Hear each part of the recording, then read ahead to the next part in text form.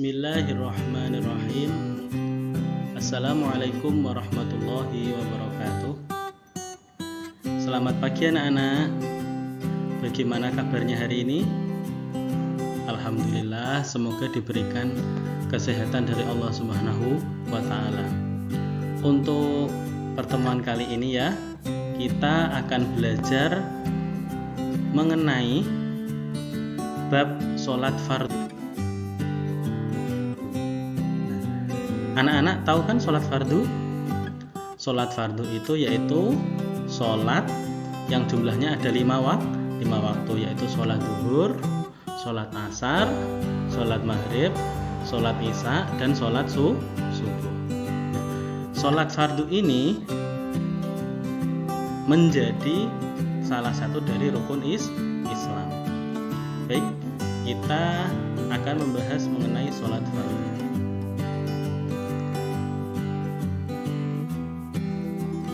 Apa itu sholat fardu? Sholat fardu adalah sholat wajib 5 kali sehari sebagai perintah langsung dari Allah kepada setiap manusia. Ya, jadi setiap manusia yang ada di dunia ini, baik itu laki-laki maupun perempuan, ya, yang beragama Islam, itu semuanya diwajibkan untuk melaksanakan sholat fardu. Ya.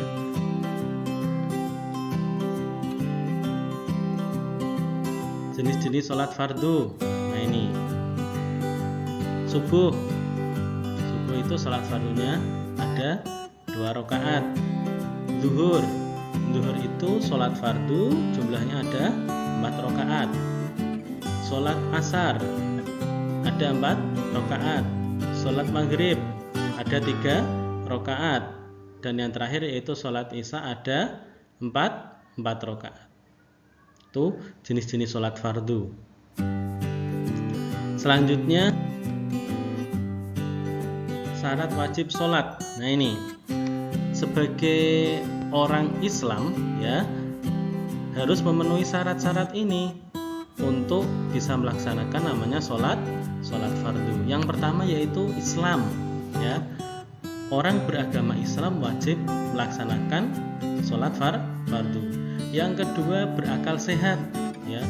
Berarti orang yang selain berakal sehat, contohnya orang yang mabuk, yang gila, orang yang tidur, itu tidak mempunyai hukum untuk melaksanakan sholat karena mereka akalnya belum sempurna 100%. Dan yang ketiga yaitu baligh. Anak kecil bagaimana Pak hukumnya? Ya hukumnya belum wajib, baru kita latihan membiasakan anak kecil untuk melaksanakan sholat. Mulai umur berapa Pak?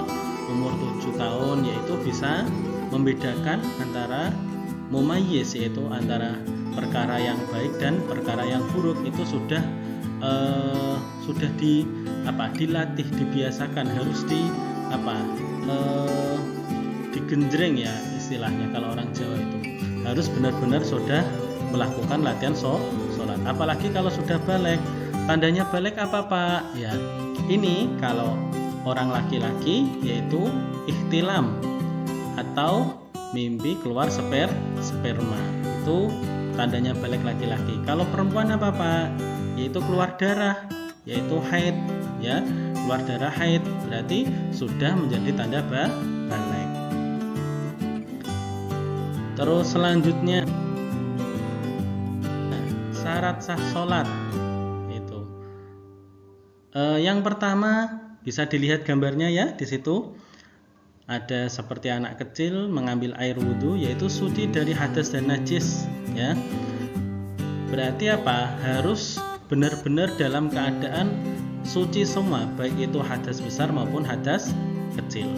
Ya, dengan cara apa Pak? Berwudu terlebih dahulu. Kedua, menutup aurat ya. Menutup aurat laki-laki dan perempuan itu berbeda ya. Kalau aurat laki-laki yaitu antara pusar dan lutut ya, itu harus tertutup ya. Kalau perempuan yaitu seluruh badan kecuali wajah dan kedua telapak tangan. Terus masuk waktu sholat ya.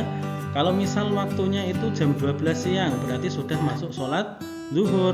Tidak boleh jam 12 siang itu melaksanakan sholat maghrib ya, karena belum waktunya. Dan selanjutnya yaitu menghadap Ka'bah atau menghadap kiblat, karena kita ini sholatnya harus menghadap ke arah Ka'bah atau menghadap ke Masjidil Haram yang ada di Arab Saudi sana. Itu syarat sah sholat. Selanjutnya rukun sholat. Nah ini rukun ini berarti apa? Sesuatu yang harus dipenuhi. Kalau tidak terpenuhi berarti apa? Sholatnya tidak sah ya. Yang pertama yaitu niat ya. Niatnya bagaimana Pak? Usolli fardhu dhuhri arba'a raka'atin mustaqbilal qiblati ada'an lillahi ta'ala. Itu untuk yang sholat munfaridan atau sendirian. Kalau berjamaah bagaimana Pak? Usolli fardhu dhuhri arba'a raka'atin mustaqbilal qiblati imaman atau makmuman lillahi ta'ala. Di situ kita memposisikan kita berjamaah itu sebagai imam atau makmum, itu niatnya. Yang kedua yaitu takbiratul ihram ya. Allahu akbar kabira walhamdulillahi katsira wa subhanallahi bukratan wa asila, dan seterusnya sampai selesai. Itu rukun yang kedua. Yang ketiga berdiri bagi yang mampu. Nah, ini kalau bagi orang yang sakit ya boleh tidak berdiri, nggak apa-apa, dengan duduk maupun dengan tidur, tergantung kemampuan badannya. Terus nomor 4 selanjutnya yaitu membaca Al-Fatihah ya. Tahu ya surat Al-Fatihah ya. A'udzubillahi minasyaitonir rajim. Bismillahirrahmanirrahim. Alhamdulillahi rabbil alamin. Ar-Rahmanir-Rahim. Sampai selesai itu namanya surat Al-Fatihah. Terus ruku ya. Ruku ini membaca apa? Membaca doa Subhana rabbiyal azimi wa bihamdi. Subhana rabbiyal azimi wa bihamdi. Subhana rabbiyal azimi wa bihamdi. Terus selanjutnya yaitu iktidal. Nah, iktidal ini ya.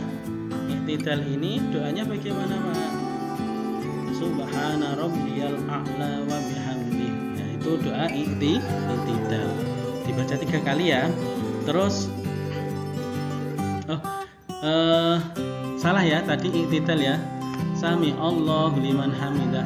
Rabbana lakal hamdu mil'us samawati wa mil'ul ardi wa mil'u ma syi'ta min syai'in ba'da. Itu doanya. Ya, kalau yang subhana rabbiyal a'la wa bihamdi, subhana rabbiyal a'la wa bihamdi itu doa ketika sujud. Terus selanjutnya duduk di antara 2 sujud. Nah, ini juga termasuk rukun sholat ya. Terus tasyahud akhir ya. Pada hafal ya semua ya tasyahud akhir ya, karena waktu waktu SD atau MI sudah kita diajarkan ya bagaimana tata cara melaksanakan sholat yang baik dan benar. Membaca sholawat ya, membaca sholawat atas Nabi ini termasuk rukun sholat. Dan salam, ini salam itu assalamualaikum warahmatullah, assalamualaikum warahmatullah, ini juga termasuk rukun sholat. Dan yang terakhir yaitu harus tertib, harus urut, rukun-rukunnya harus urut berurutan, tidak boleh di jelong-jelong kalau orang Jawa itu biasanya. Terus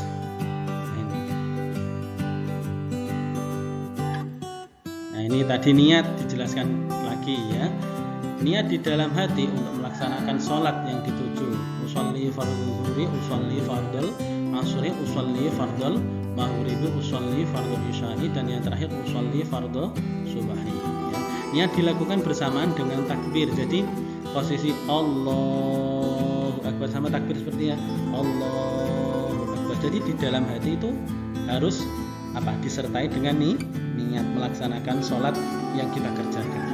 Misal sholatnya sholat subuh, berarti Allahu Akbar. Di dalam hati itu bacanya usolli fardhu subahi rakaataini mustaqbilal qiblati ada lillahi ta'ala. Allahu Akbar. Jadi di dalam hati itu ada kerenteknya gitu loh ya.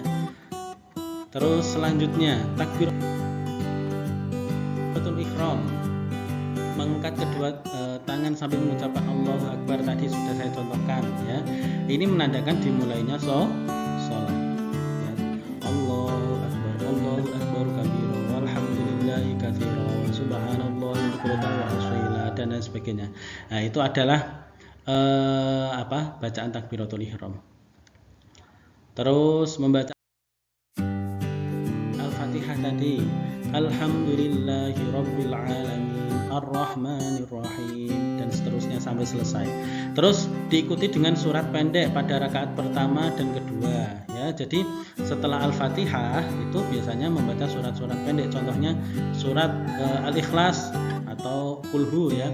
Bismillahirrahmanirrahim. Qul huwallahu ahad, Allahus samad, lam yalid wa lam yulad wa lam yakul lahu kufuwan ahad. Sampai sini paham? Alhamdulillah ya. Jadi itu adalah tata cara melaksanakan sholat ya. Ini belum selesai saya terangkan semua. Jadi urut-urutannya tadi secara singkat sudah dijelaskan di awal. Ini adalah penjelasan selanjutnya. Selanjutnya setelah Al-Fatihah yaitu ruku.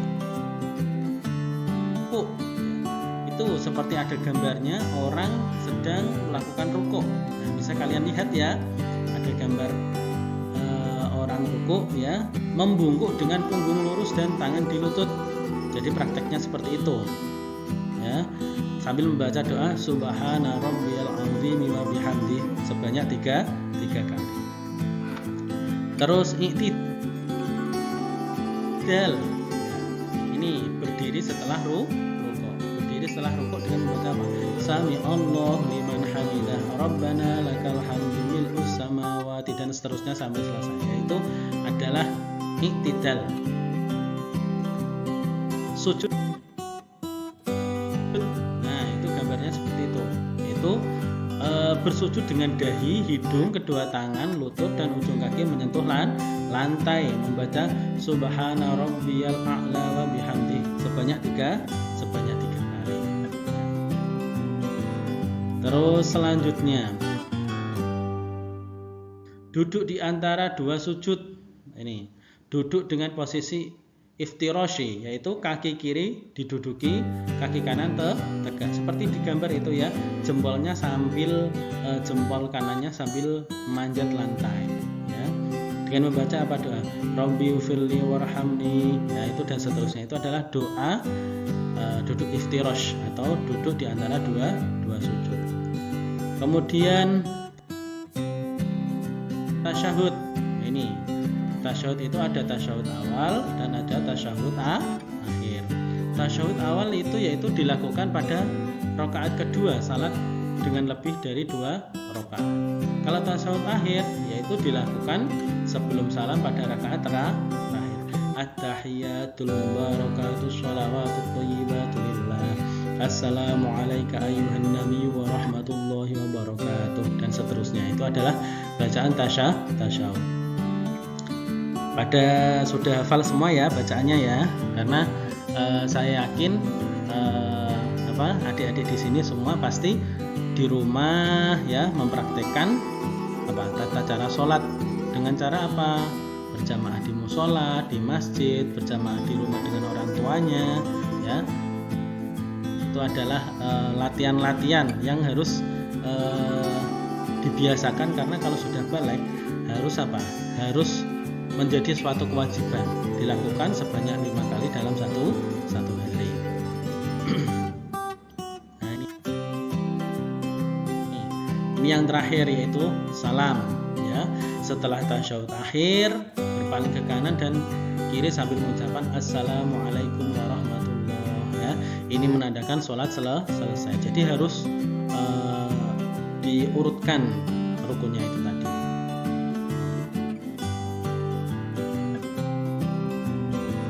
Kira-kira dari materi yang saya sampaikan ada yang ingin ditanyakan? Tidak ada ya. Alhamdulillah sudah paham semua. Jadi saya minta tolong kepada adik-adik sekalian di rumah jangan lupa dengan sholat 5 waktunya harus benar-benar dilakukan, karena itu sebagai salah satu dari rukun Islam dan tanggung jawab kita nanti di akhirat dengan Allah Subhanahu wa Ta'ala. Kalau tidak ada pertanyaan dan semuanya sudah paham, saya tutup. Sekian, terima kasih. Wassalamualaikum warahmatullahi wabarakatuh. Sampai ketemu di pertemuan selanjutnya. Terima kasih.